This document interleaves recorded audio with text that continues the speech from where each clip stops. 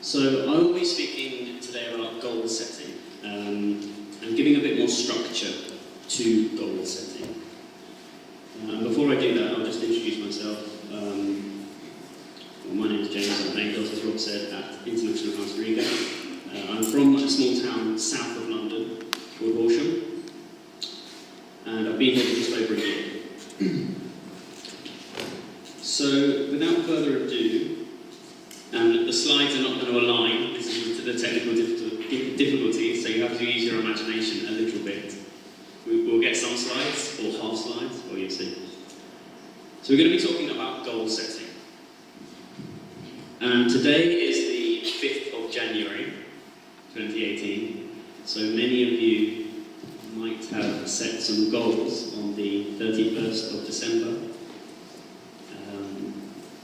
And you may or may not still be carrying out these goals.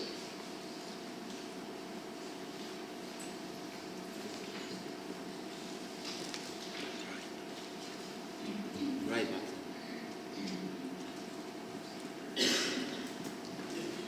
Okay, we're going to get half slides here, so it's going to be an avant-garde presentation. So, goals. So a lot of people will roll their eyes when you mention goal setting at the beginning of January because it is very generic. A lot of people will set goals and then by February these will have been forgotten completely. So some goals might be get a dream job. Now, I expect most of you here are English teachers, so you already have that. Organise my life, it's an important goal. Attend the gym, that's a classic. Lose weight and stop smoking. So these are goals, and this is why people roll their eyes when you say, we're going to do some goal setting today. Because they've seen this story again and again and again and again. And every February you look back and you think, oh, maybe next year, maybe never. So I'm not just going to be talking about goal setting, I'm going to be talking about smart goal setting. So as I said before, giving some structure to these dreams, because otherwise they'll just disappear. And I first met smart goal setting through sports psychology when I was studying for my A-levels in the UK. Because you should set a physical goal using SMART principles. You should set also a mental goal through SMART principles. And the book that really sort of bridged these two gaps was a book called From English Teacher to Learner Coach, and you can buy it online. I think you can get it for Kindle for €2 or €3, and most of that goes to charity. It's a very good book.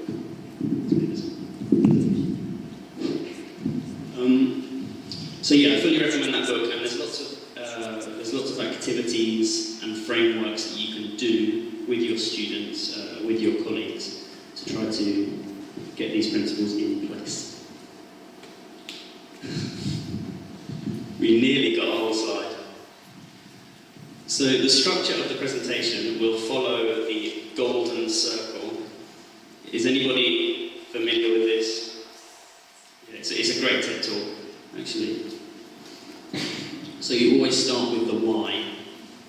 You always start with the why. Why is the most important thing? So I'm going to be explaining why you should consider setting up smart goals with your students, not for your students, with your students. Then we're going to be talking about how you can do this. So what does SMART stand for? It's obviously an acronym where each letter stands for a principle. And then we'll finish, the majority of the presentation will be the what. So how can you get to some meaningful goals with your students, and what can you as the teacher do to help them to achieve these? I'll leave 5 to 10 minutes for questions at the end, so if you have any questions, please sort of jot them down and we'll come back to them at the end, unless they're really burning questions, and then you can ask me during the presentation. That's a whole slide, but it's the most useless one. So why? We'll start with the why.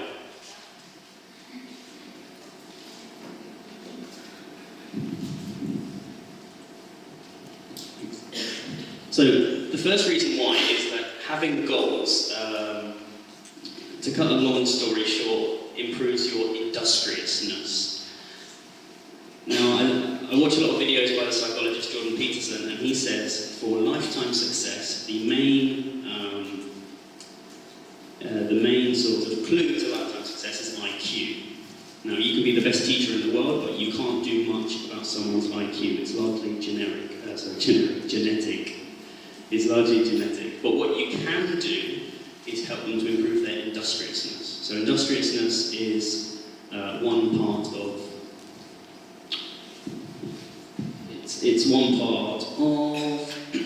conscientiousness. You have orderliness and industriousness. So industriousness is how much work you get through in a day, how much work you get through in a week. And this psychologist, Jordan Peterson, says goal setting is a fantastic way to get people to get through more work.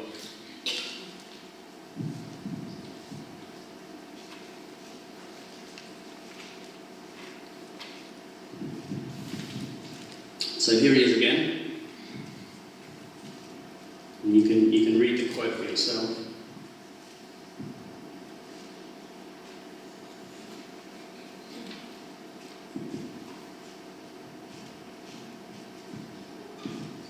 It's a very good question. So I always think of a student without a goal like an archer with a blindfold on. You don't know where the target is, so you're shooting blind into the dark. It really is that simple. So when you have a goal, you can see where the target is and you can aim for it. So it's really important that the target is a valued goal, and that's where we as teachers need to help our students. So it can be a valued goal for your job, for your exercise routine. Obviously today we're going to focus on helping the English learners set these goals for themselves.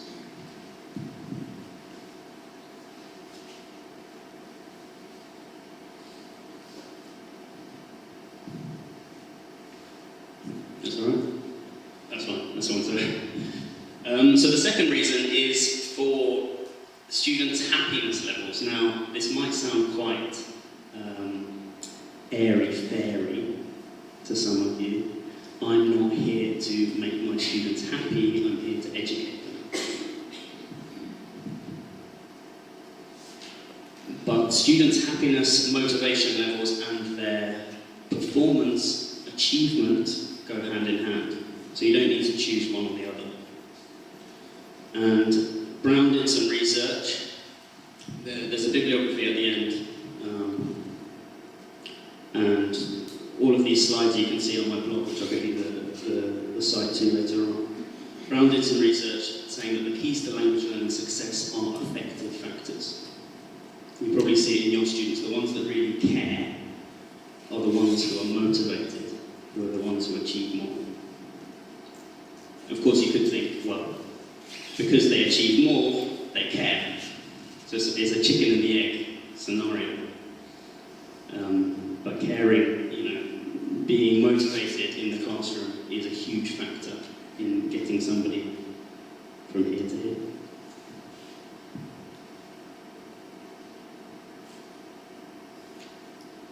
Thanks. And the last reason is there's a large body of research which suggests that students who create their own goals are more likely to give more complex answers to questions, put more work into projects. So maybe this is part of the psychology of the Year 12 exam. When you pick, you have some sort of control over the question. I mean, you can imagine this for yourselves as well. If I tell you what to do, if I tell you how to do it, you might do it. But if you choose your own path and you plan your own path, I think that most of us will put a lot more effort into that. So goal setting is part of that.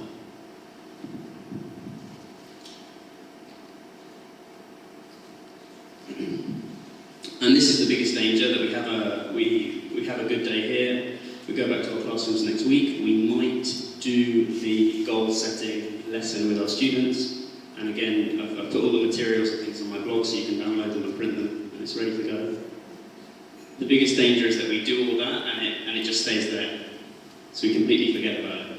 And as Ryan Holiday said in his book, goal visualization is important, but you have to be careful because the brain confuses it with actual progress. Just because you have a goal, it doesn't mean you're going anywhere.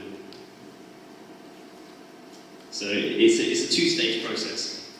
The students need to set up their goals, and then they need to pursue their goals. And we as teachers need to help them sort of check up on these goals regularly, so they are going where they need to go, or where they have said they want to go.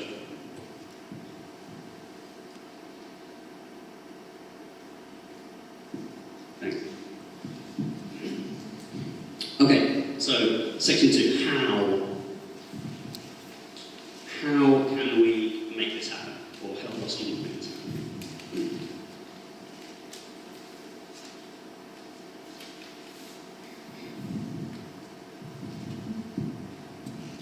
So as you can see, I'll give you 30 seconds to have a read through that.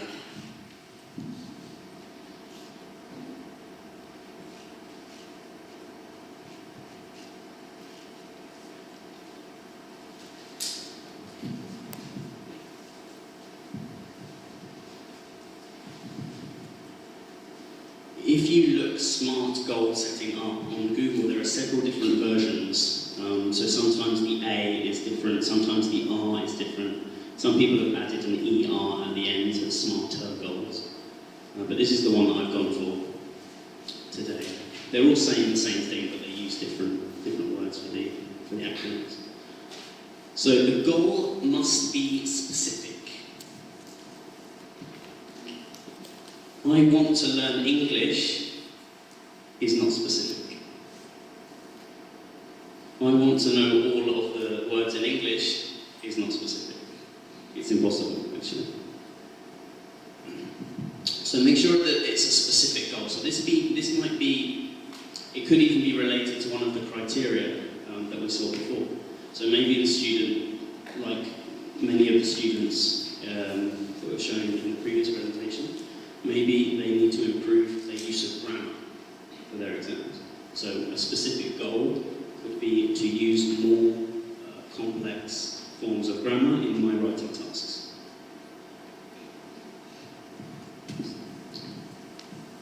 Now this is the difficult one, the M. It needs to be measurable. It needs to be somehow quantifiable. So an exam grade is quantifiable, but as we'll see a little bit later on, that can't really be the goal. Because to get to the goal, you need to break it down into its tiniest parts and work on the tiniest parts. 2 months.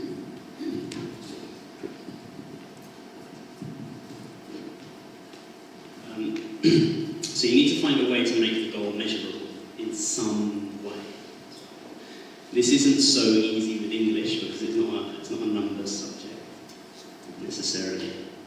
We'll see how we can do this a bit later on.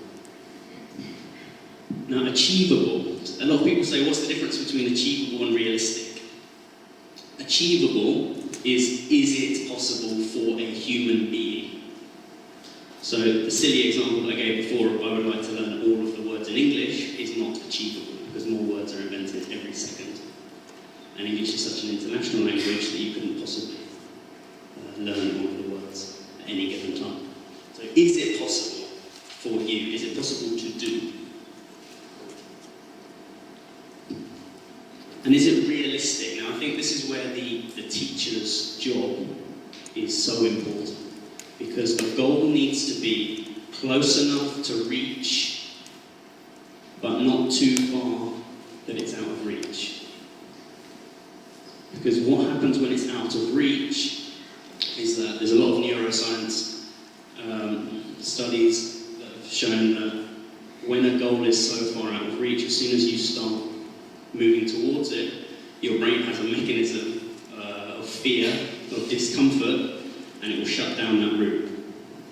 because we are programmed to be comfortable, unfortunately. So it needs to be in reach. If it's here, there's no point, because your student could do it tomorrow. It's not a goal. It's just a list of what I can do. So you need to find a balance between the very, very comfortable and the out of reach, and try to help your students place their goal just there. And of course, it needs to have a time. So I'm going to attend the gym, full stop. It's not going to happen. I'm going to attend the gym twice a week by the end of February. It has a time frame. So what you need to do with a time frame is set a deadline to achieve this. A deadline is not a guideline.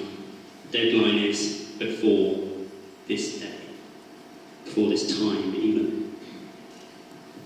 So for us as teachers, we have the end of term, so at the end of May, beginning of June. So the time scales are sort of made for us to play with.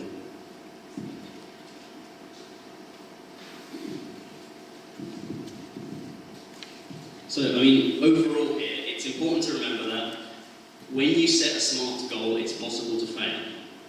It has to be possible to fail. And as I said before, the brain will shut off when it's uncomfortable because it's worried about failure.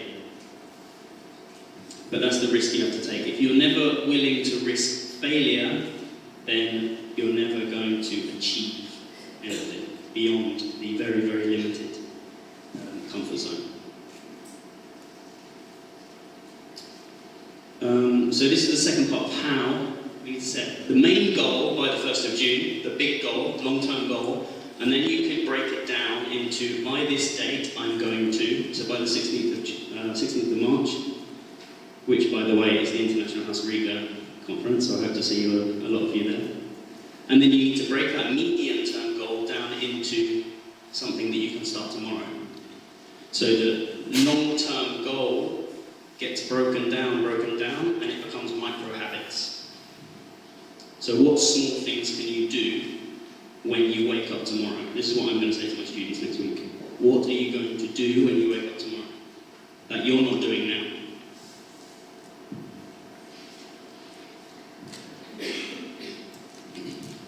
Okay. So what, as English teachers, teaching English learners, what could our SMART goals look like? Just out of interest, a show of hands, how many of you are teaching in the state school system? Most of them. So, and how many of you have regularly more than 25 students in your English classes? More than 20? Okay. So I realise that what I'm saying, I work at International House and we have 8 to 10 students in the classroom. It's more difficult for you to implement this because you have more students. But longer term, if you have 20 motivated students, it means less work for you. So you're really empowering these students to take ownership of their own learning. So what could these SMART goals look like? Well, there's 2 types of goals, broadly. Can you read that? No.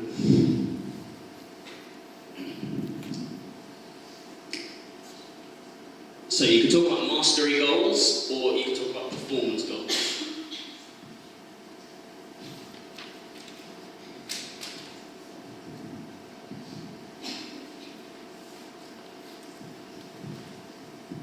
So mastery goals would include things like trips, things like buying something in a shop, using what they have in class outside in the big wide world.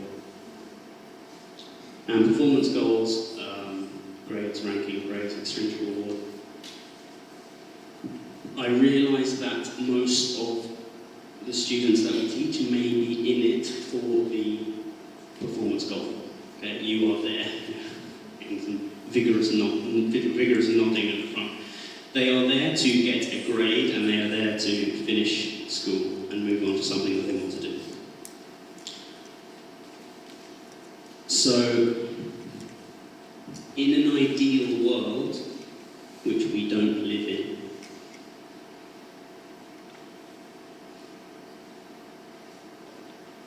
we would choose mastery goals over performance goals.